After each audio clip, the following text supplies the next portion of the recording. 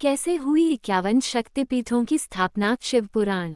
ब्रह्मा के पुत्र प्रजापति दक्ष की पुत्री सती से भगवान शिव का विवाह हुआ।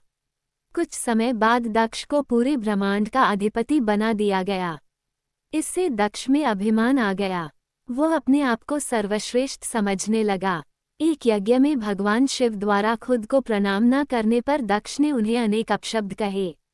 दक्ष ने शिव को शाप दिया कि उन्हें देव यज्ञ में उनका हिस्सा नहीं मिलेगा।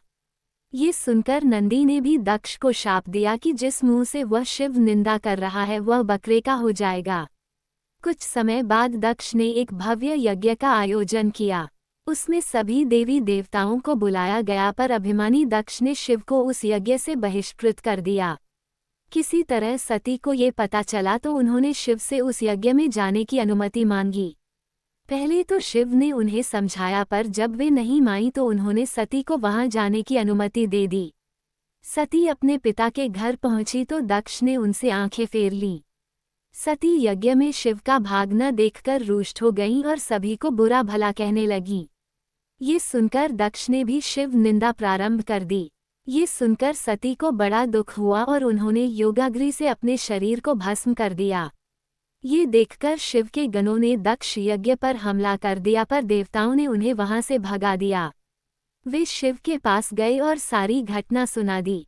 ये सुनकर शिव को बड़ा क्रोध आया। उन्होंने अपनी एक जटा को उखाड़कर जमीन पर मारा जिससे वीरभद्र और महाकाली प्रकट हुए। शिव ने उन दोनों को दक्ष का यज्ञ विध्वंस करने की आज्ञा दी। उन्होंने पल भर में ही दक्ष का यज्ञ विध्वंस कर डाला और वीरभद्र ने दक्ष का सिर काटकर उसे यज्ञ कुंड में फेंक दिया। ये देखकर देवताओं में हड़कंप मच गया और उन्होंने शिव स्तुति प्रारंभ कर दी। उनकी स्तुति उन्होंने सभी को जीवनदान दे दिया और दक्ष के शरीर पर बकरे का सिर लगाकर उसे भी जीवित कर दिया। बाद में शिव की अनुमति से दक्ष ने अपना यज्ञ पूरा किया। अपनी प्रिय पत्नी के शव को लेकर शिव पूरे ब्रह्मांड में घूमने लगे।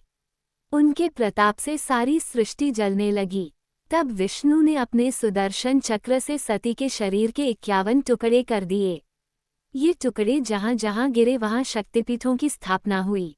तब सती का पूरा शरीर कटकर गिर गया तो भगवान बहुत दुखी हुए और कैलाश पर जाकर एकांत में समाधि ले ली।